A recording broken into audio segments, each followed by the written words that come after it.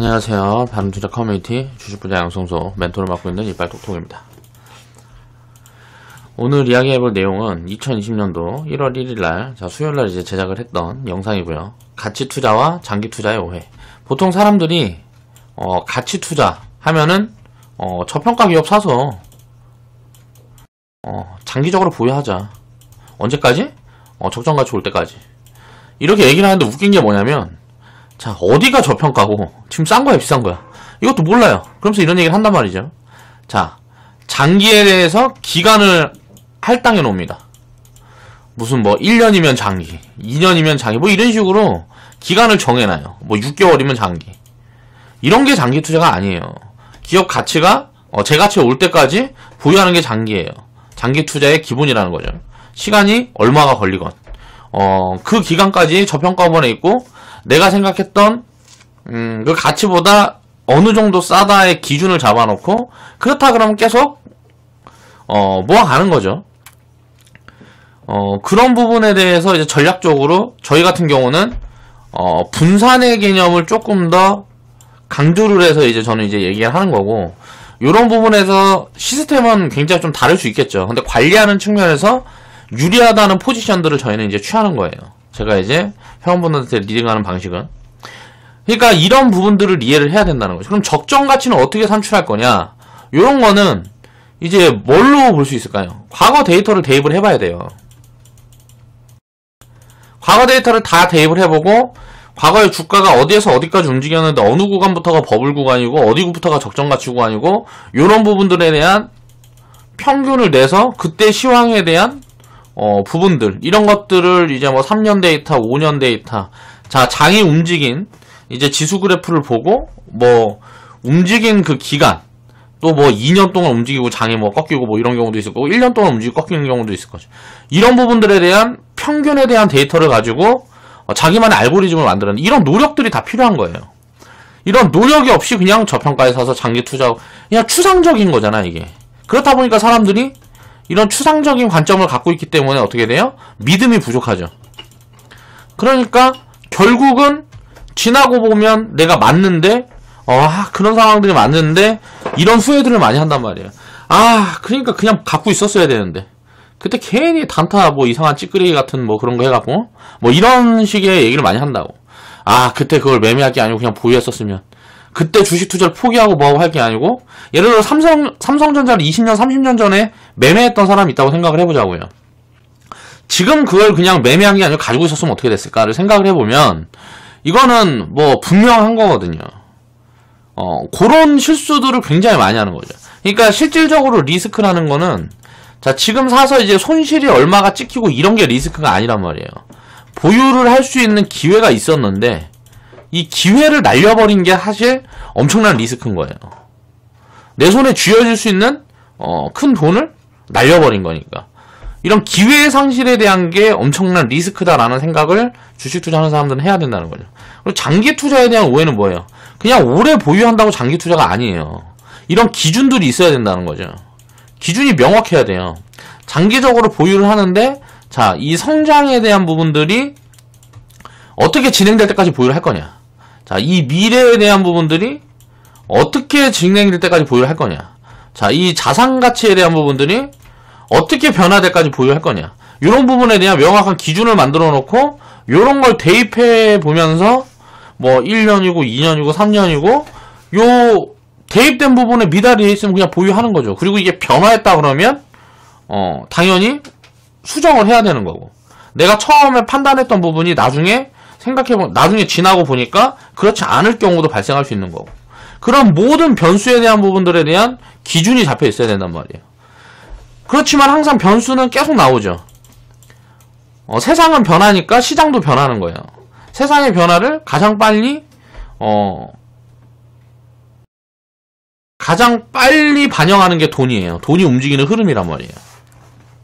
그러니까 이 세상이 변하는 이 변수들에 대해서 인간이기 때문에 미래에 대한 거는 아주 불확실한 거기 때문에, 정해진 게 아니기 때문에 어떻게 변할지 모르는 거예요. 그렇기 때문에 이 리스크에 대한 해지를 할 수 있는 관점도 잡아놔야 된다는 거죠. 그런 게 하나도 없이 그냥 나는 가치 투자자야, 장기 투자자야. 장기 투자자도 아니고 가치 투자자도 아닌데 거짓말 하는 거예요, 거짓말. 그런 어떤 기준도 없고, 명확한 기준도 없고, 신념도 없고, 또 믿음도 없고,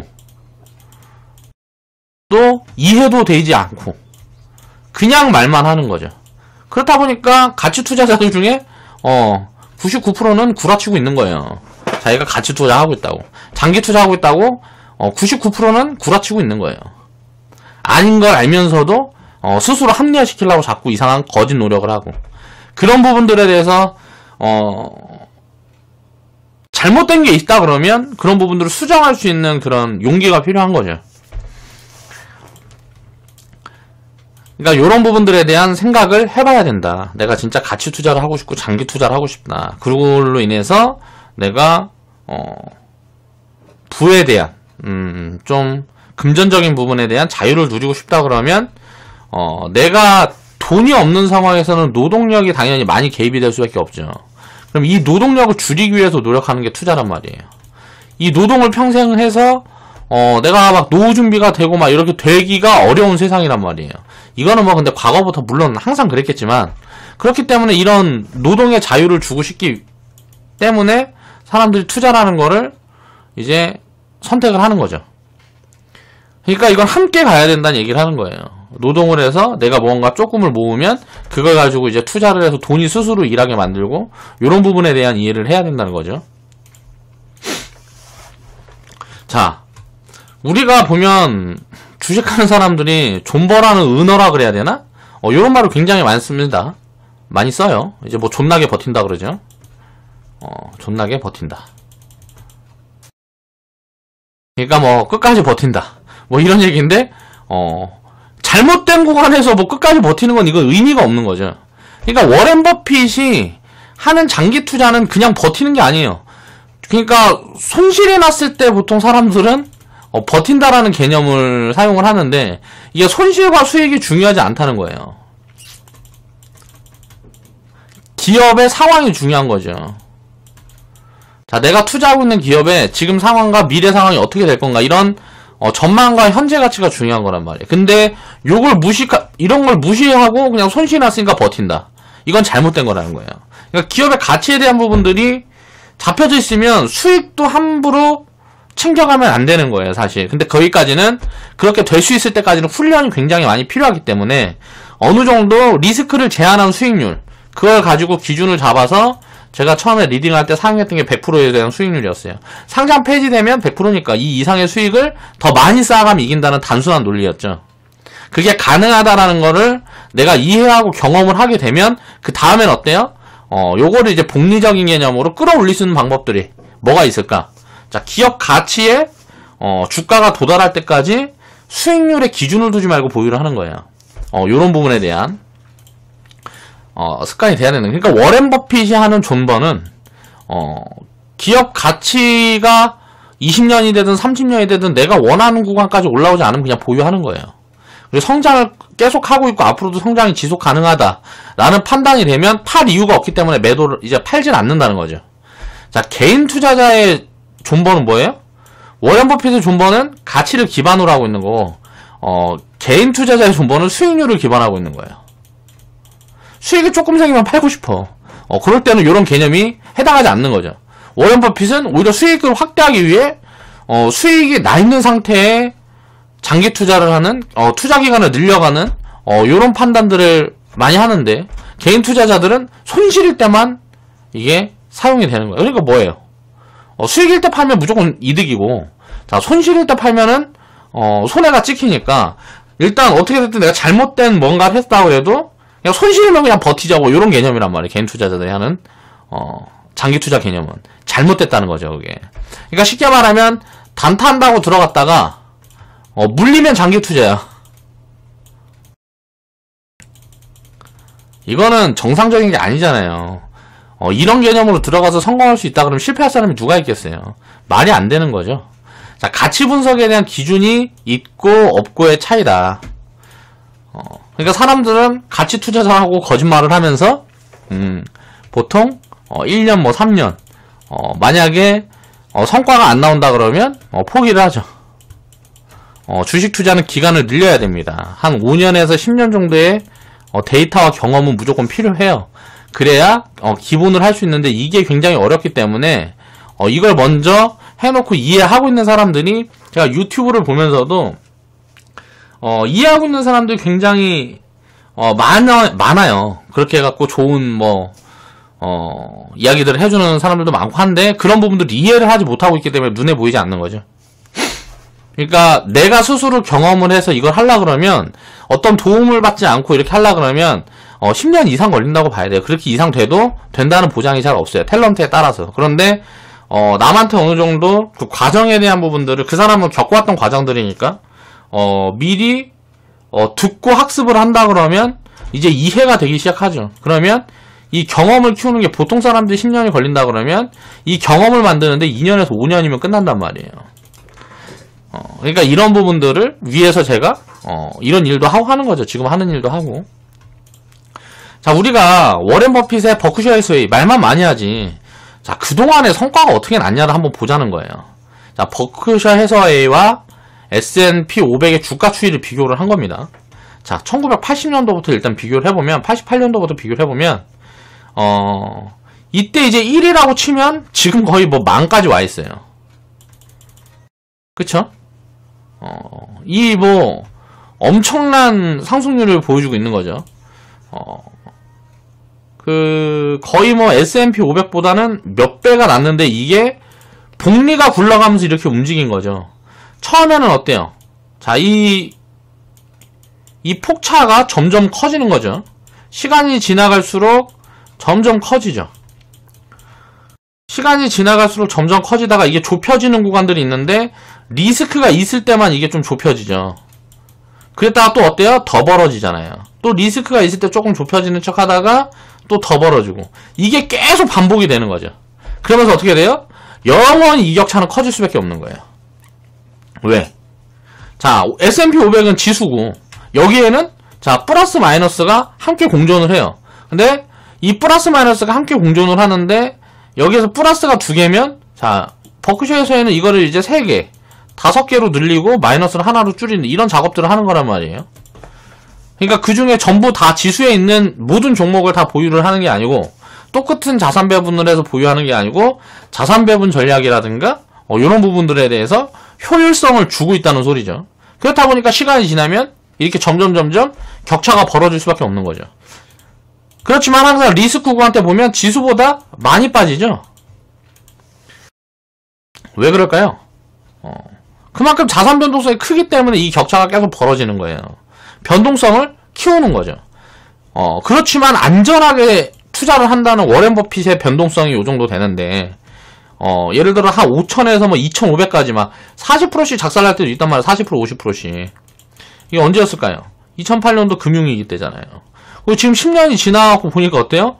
야, 이때는 이 꼭지고 하락이고 문제가 지금 여기 가 있잖아. 그러니까 이 작은 변동성들은 무시하고 가는 거예요. 무시하고. 이 복리라는 거는 이거는 이제 경험을 해보고 이해하지 않은 사람들은 절대 이해만 하고 있는 사람들은 대충 개념은 다 알죠. 복리에 대한 개념은. 근데 그걸 이해를 하고 현실에서 그걸 입혀보지 않는 사람들은 절대 이 효과에 대해서 내가 놀라지를 않아요. 그냥 당연한 거라고 생각을 하지. 그렇지만 그걸 이제 내가 나한테 이제 입혀지기 시작하면 엄청난 기회가 되는 거죠. 1998년도에는 이제 IMF 때예요. 자, 요때 흐름들을 다 보자고. 이게 제가 동그라미 이렇게 그려놓은 요런 구간들이 자, 지수와의 괴리를 줄여주는 요런 구간들이었어요. 그러니까 많이 빠진 구간들. 이때 판단이 각각 아주 옳았을 때도 있고 틀렸을 때도 있고 그렇겠죠. 보면 항상 수익률보다 뒤쳐져 있을 때 담아두면 좋은 기회였다. 버크셔 해서웨이는 역사적으로. 이제 IMF 이후에 닷컴 버블이 진행이 됐을 때 엄청나게 비난을 받았습니다. 자, 다른 펀드들이며 헤지 펀드들은 수익률이 엄청 좋은데 워렌 버핏의 펀드는 착살나고 있고 재미도 없는 거예요. 왜? IT 닷컴 버블 말 그대로 IT 버블이었는데 IT를 안 갖고 있었으니까. 가치 판단을 해보니까 이게 너무 터무니가 없거든. 가격이. 결국은 지나고 보니까 워렌 버핏이 맞았다는 게 증명이 됐죠. 이 닷컴 버블에 올라탔던 엄청난 자본들은 다 작살이 났고 이때 이 닷컴 버블에 동참하지 않았던 워렌 버핏은 그 이후에 어떻게 돼요? 지금 살아남아서 전세계 최대 부자 10손가락 안에 들잖아요. 이런 것들이 다 증명을 해준 거란 말이에요. 이런 게 왜 그렇게 됐는지 이해를 해야 되는 거죠. 사람들이 환상을 품고 엄청나게 투기 심리가 작용할 때는 막 올라갈 때예요. 가격이라는 게 올라가면 이성이 마비가 되는 거예요. 한국의 2017년도에 보면 그렇게 큰 파동은 아니었지만 2017년도에 바이오랑 비슷하죠. 뭐 신라젠 뭐 등등등등 해갖고 그중에 지금 그 자리까지 회복한 게 몇 프로나 돼요. 바이오 기업들이 전부 다 마이너스 70%에서 마이너스 90%까지 났단 말이에요. 그래갖고 이 고점까지 회복한 거는 1%나 될까요? 뭐 HLB 정도나 있는 거죠. 나머지는 어때요? 전부 다 요 바닥권, 지금 이게 바닥권이라는 건 아니고 전부 다 이 밑에 지금 위치해 있잖아요. 자, 버블이 한번 꺼지면 요런 상황이 만들어진다고. 닷컴 버블에 올라탔던 사람들은 똑같은 거예요. 시간의 차이만 있는 거지. 그러니까 버블이 딱 확인이 되니까 사람들이 달라붙기 시작하는 거고, 그 버블에 달라붙기 시작하면 더 이상 사는 사람들이 없을 때 무너지게 되는 거죠. 그러면 시가총액을 엄청 올려놓고 이게 무너지게 됐을 때 다른 애들은 더 싸지겠죠. 그런 부분들에서 워렌 버핏은 어떻게 했어요? 그런 가치주들을 계속 사 모은 거예요. 그리고 지나고 보니까 2007년도까지 어떻게 돼요? 자, 가치주 장세가 진행이 됐어요. 이때 한국은 뭐가 움직였을까요? 2001년부터 2007년까지 자, 금융, 건설, 철강. 그냥 산업재. 그냥 우리가 다 아는 그런 널려있는 아무도 쳐다보지도 않던 그런 애들이 움직였단 말이지. 2008년도에 이제 금융위기가 진행이 됐을 때는 어때요? 자, 산업재가 이제 다 작살이 났어요. 요런 애들이 다 작살이 나고 막 그랬을 때 요때는 어때요? 닷컴 버블이 꺼진 다음에 작살이 났을 때 이때 IT를 샀어야 돼요. 워렌 버핏도. 그런데 IT를 사지 않았죠. 여기에 대해서 깨달은 거야. 이때 만약에 닷컴 버블이 꺼졌을 때 구글이랑 뭐 아마존, 마이크로소프트 이런 거 사놨으면 어떻게 됐을까요? 워렌 버핏 수익률이 지금 훨씬 좋겠죠. 근데 이때 IT를 안 사고 뭘 샀어요? 워렌 버핏은 가치주들을 샀죠. 뭐 코카콜라 뭐 이런 거 샀을 거 아니에요. 그런데 그런 게 맥도날드, 코카콜라. 자, 잘못된 투자 판단이 아니죠. 다만 지금 마이크로소프트, 구글, 아마존, 뭐 애플 얘네들보다 상대적으로 수익률이 적었다는 거지 잘못된 판단이 아니잖아요. 그러면 2008년도에 금융위기 때 그걸 깨달은 거야. 내가 봤을 때 닷컴 버블이 꺼졌을 때 IT를 샀어야 되는데 이 IT는 안 산 걸 깨달은 거지. 그래가지고 자, 2008년도 금융위기 때는 어때요?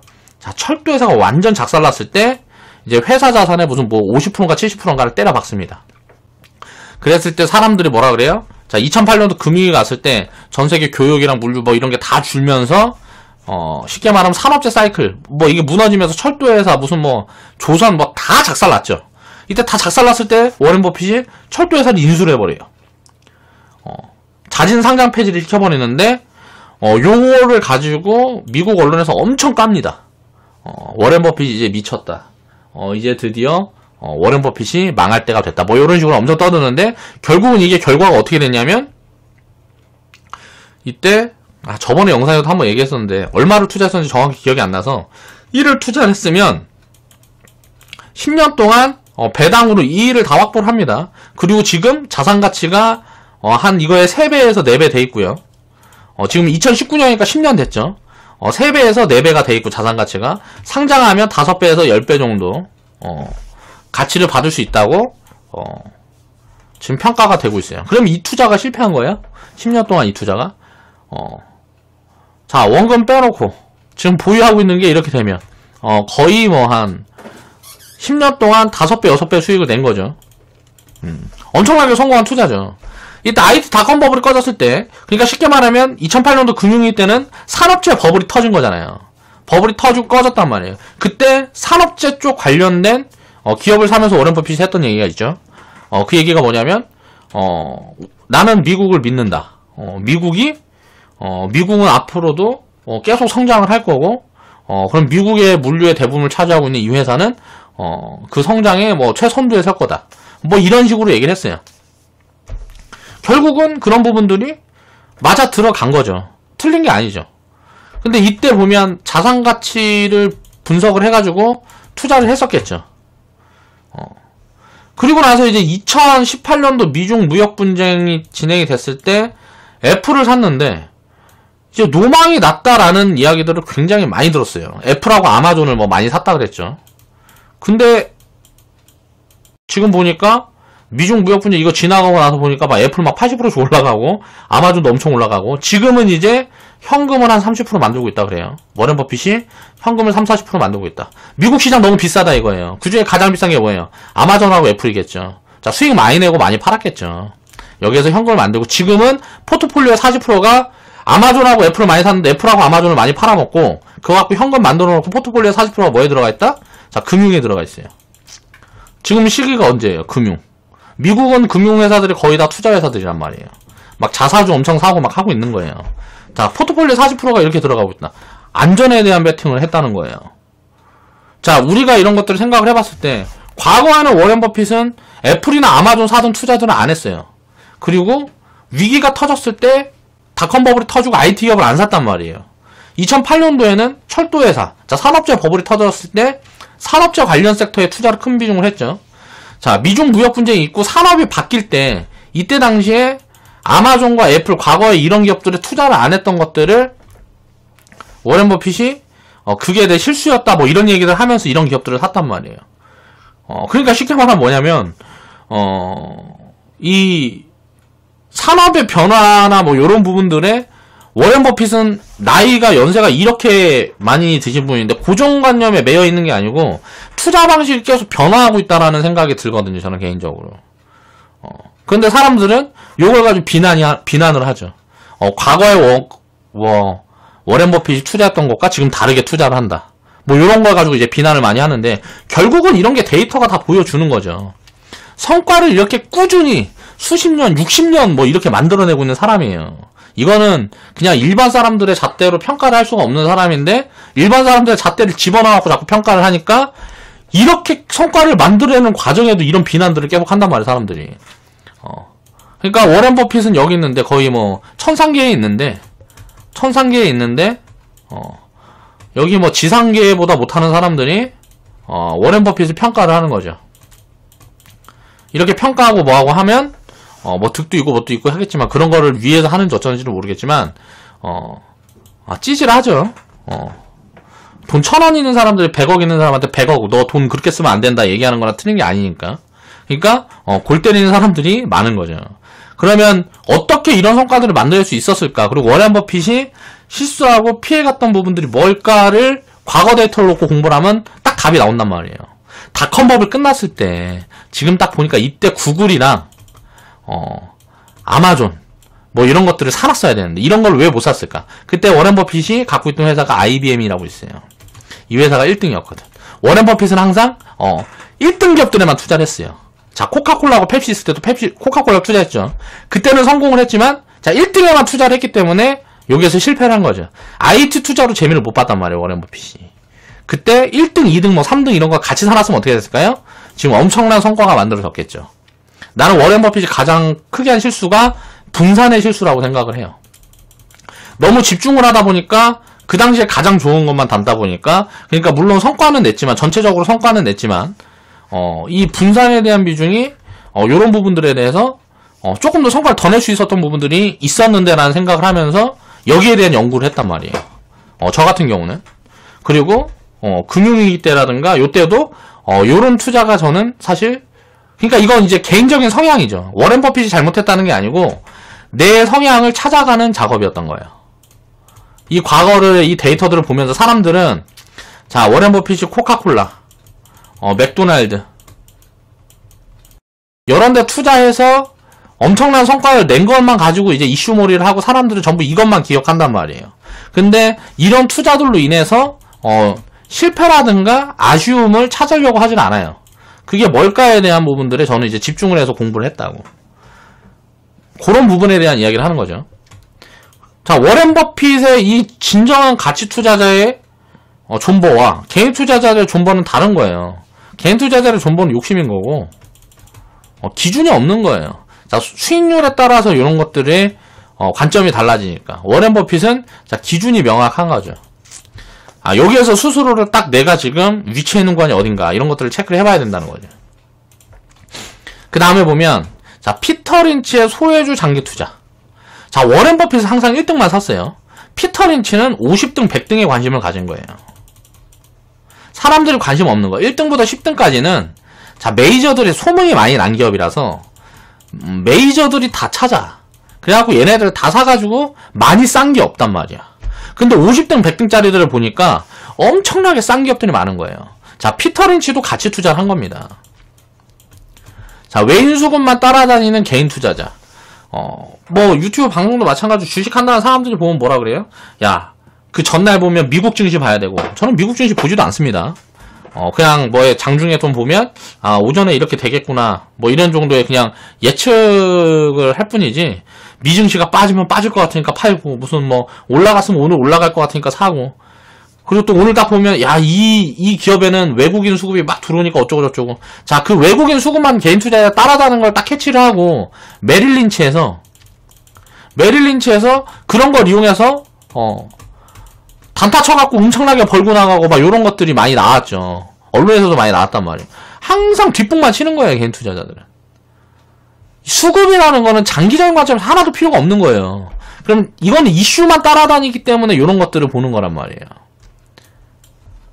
요런 부분에 대한, 그러니까 관심을 갖는 게 나쁘다는 게 아니고 요런 부분들로 인해서 지금 단기적인 흐름을 예측해보는 거는 나쁘지 않은데 여기에 배팅을 하는 게 문제라는 거죠. 그렇기 때문에 항상 거꾸로 다니는 경우들이 굉장히 많다. 피터 린치가 했던 게 역발상 투자라고 저는 생각을 합니다. 남들은 1등에서 10등에 관심을 가질 때 나는 50등에서 100등 사람들이 관심이 없는 거에 투자를 하겠어. 해가지고 소외주를 장기 투자하자. 같이 투자해요, 이것도. 근데 워렌 버핏과는 완전히 방향이 다른 거죠. 피터 린치가 마젤란 펀드를 운영했던 시기가 1977년부터 90년까지 13년 동안 2700%의 전무후무한 기록을 냈습니다. 그리고 텐베거에 투자해라. 자, 10배 이상 수익 낸 종목들이 개수를 내가 정확하게 한번 봤던 것 같은데 기억을 못하는데 엄청나게 많았던 것 같아요. 그러니까 피터 린치가 투자했던 기업에서 10배 이상의 수익을 낸 종목들이 엄청 많았다. 이 기간 동안. 그리고 메이저가 관심 없는 기업을 사라. 이걸 많이 외치고 다녔어요. 중소형 저평가 소외주. 정말 대단한 사람이죠. 그렇죠? 그러니까 저는 이걸 딱 보면서 분석을 많이 해봤더니 진짜인 거야. 이게 삼성전자가 200% 가면 삼성전자에다 납품하는 1000%씩 가는 거예요. 삼성전자가 100% 가면 삼성전자 납품하는 애들은 500% 1000%씩 가는 거예요. 왜 그런가를 보니까 삼성전자에다 납품하기 전에 얘는 10억을 벌다가 삼성전자에다 납품하면 막 100억씩 버는 거예요.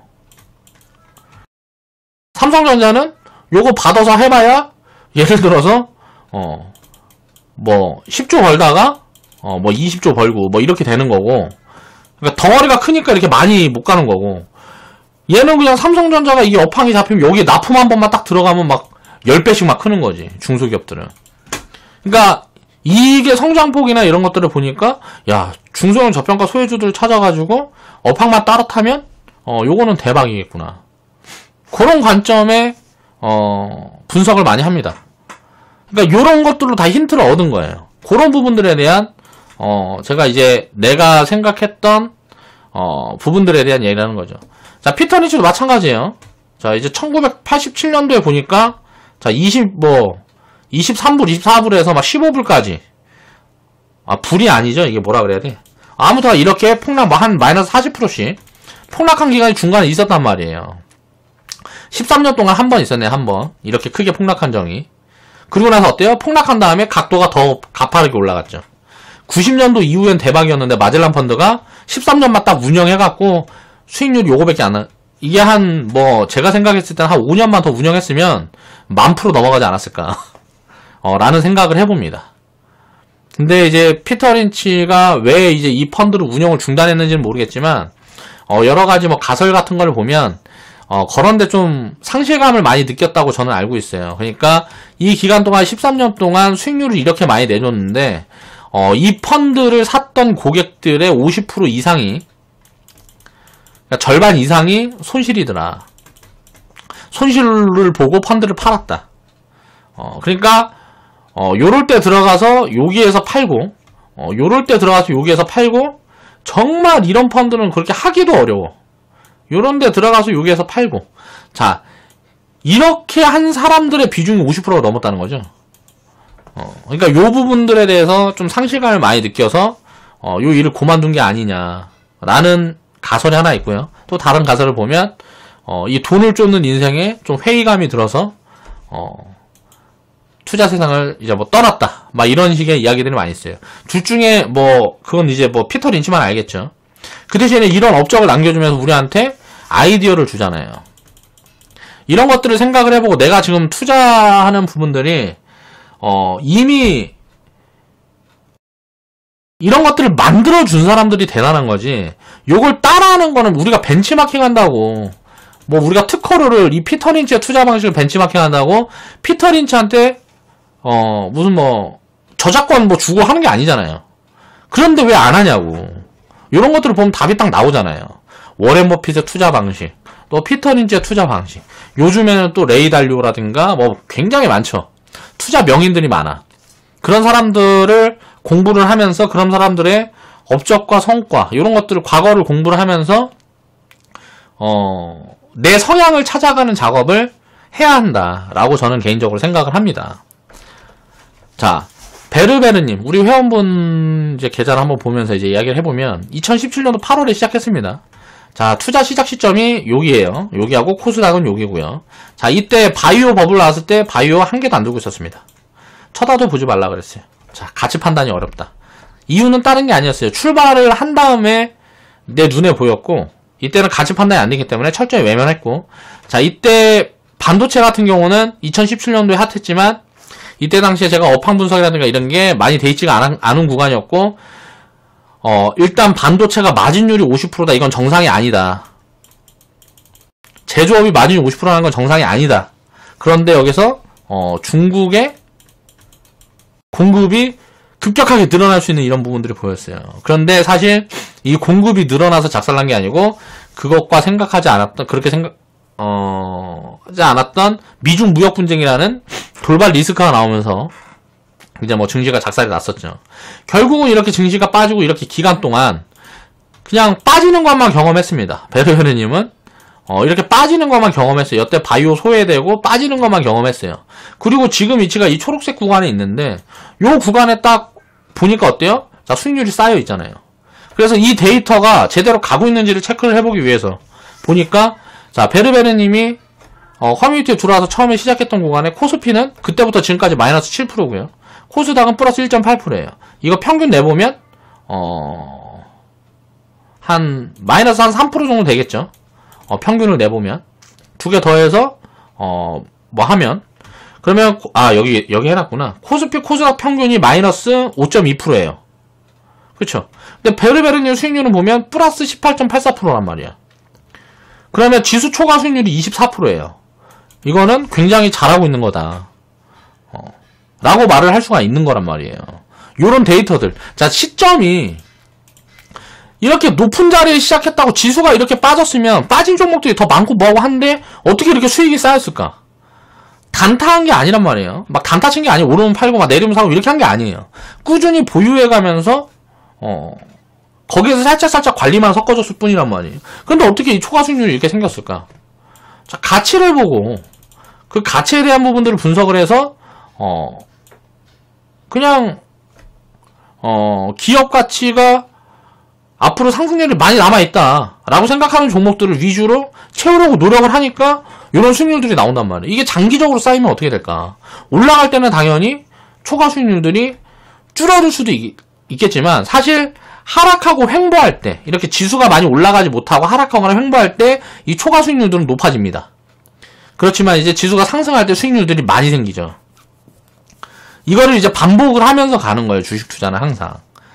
그렇게 이제 오래 장기적으로 진행을 하다 보면 수익률은 쌓일 수밖에 없는 구조를 갖고 있다. 왜? 아까 항상 말씀드렸지만 상장 폐지는 100%라고 손실이 한정이 돼 있어요. 손실은 한정이에요. 오래 투자를 하면 플러스 수익률은 기간이 지나갈수록 복리를 입어서 기하급수적으로 커집니다. 이게 10,000% 수익률도 가능하고요. 이게 100,000% 수익률도 가능해요. 100,000% 수익률을 내려고 그러면 이거는 이제 100배 수익률이니까 운이 아주 좋거나 아니면 뭐 30년 이상, 50년 이상 투자를 해야 만들어지는 결과물이겠죠. 그렇지만 10,000% 수익률은 운 좋으면 10년 만에도 만들어질 수 있는 수익률이에요. 10년, 20년 만에도 만들어질 수 있는 수익률이다. 그러니까 이런 장기적인 수익률들을 쌓아가는 과정이 주식 투자라고 생각을 해야 됩니다. 자, 손실은 이렇게 100%로 한정되어 있는데 기대 수익률, 장기적으로 시간이 늘어날수록 이 기대 수익률은 계속 높아지는 거예요. 그렇기 때문에 질 수가 없는 거예요. 주식 투자는. 이 원리를 이해를 해야 돼요. 자, 수익률은 차곡차곡 쌓아가는 겁니다. 이거를 한 번에 무슨 뭐 예를 들어서 계좌가 뭐 나 수익률 높이네 많이 냈어 해갖고 막 300% 수익 내는데 그 계좌 까보니까 한 종목이 무슨 뭐 두 종목을 갖고 있는데 한 종목이 뭐 700% 가 있고 한 종목이 뭐 마이너스 40% 가 있어서 자, 운 좋게 이렇게 해갖고 수익률이 300% 났다. 이거는 정상적인 게 아니에요. 이런 수익률은.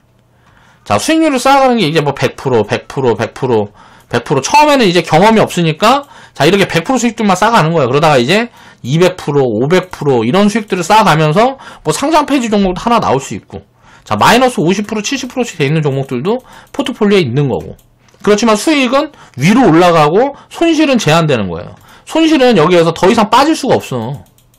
손실은 여기가 끝이에요. 손실이 나면 100% 이상 손실이 날 수가 없어요. 근데 수익은 100% 이상 무한대로 확장될 수 있기 때문에 이 확장성 때문에 주식 투자를 하는 거다. 그러면 이 확장성을 노리려고 그러면 분산에 대한 개념을 이해를 해야 되는 거죠. 그래서 이 분산에 대한 개념을 계속 이야기를 하는 거예요. 방송마다. 이런 부분들을 제 영상을 보는 분들이 좀 깨달았으면 좋겠다라는 생각을 해서 자, 수익을 낸 것들을 보자고요. 수익을 낸 것들을 봐도 자, 막 빅데이터도 있고 5G도 있고 핀테크도 있고 디스플레이도 있고 반도체도 있고 자, 섹터가 다 되게 골고루잖아요. 자, 이게 분산이에요. 뭐 디스플레이 관련주들만 뭐 20개 사놓고 이건 분산이 아니에요. 요것만 뭐 20개 갖고 있고 딴 거 1개 갖고 있고 뭐 이런 건 분산이 아니라고. 자, 골고루 분포를 시켜놓고 그 중에 수익이 많이 나가는 것들 또 가치에 도달했거나 조금 비싼 구간에 도달한 것들을 일부 이제 챙겨가면서 계속 분산을 하는 거죠. 그 선택을 할 수 있는 폭이 굉장히 넓잖아요. 주식시장에 상장되어 있는 기업이 한 2,000개 이상 된단 말이에요. 그러니까 선택할 수 있는 폭이 굉장히 범위가 넓어요. 여기에서 목표는 딱 상위 30%만 잡아내자. 이 30%를 잡아내는 과정에서 실수도 있고 뭐 할 수 있겠지만 요거를 이 중에 가장 싼 거 그리고 가장 성장 가치가 높은 거 요런 것들 30%만 잡아내려는 노력을 꾸준히 하다 보면 이 수익은 차곡차곡 쌓일 수밖에 없는 거다. 그러면 결국 시간이 지나면 초과 수익률들이 이렇게 쌓여 나가고 이 초과 수익률들이 100% 뭐 1000% 이렇게 늘어날 때마다 어때요? 내 자산의 복리는 기하급수적으로 늘어나는 거예요. 이렇게 되려면 시간이 필요하다는 거죠. 이런 부분들을 이해를 해야 된다. 그러니까 오늘 주제는 이제 가치 투자와 장기 투자의 오해라는 부분들을 이야기를 해봤는데 모르겠어요. 이게 타이틀을 제대로 갖고 나온 건지 모르겠는데 내용에 이게 맞는지는 모르겠는데 가치를 보고 투자를 해야 되고 이 가치를 보고 장기적으로 보유를 해야 된다는 거예요. 그러니까 가치 투자와 장기 투자는 하나라고 봐야 되는 거예요. 기업 가치가 주가에 입혀지려면 시간이 필요한데 이 시간을 들이는 게 장기 투자니까 가치 투자와 장기 투자는 하나다라고 봐야 된다는 거죠. 자, 오늘 영상은 여기서 마무리하겠습니다.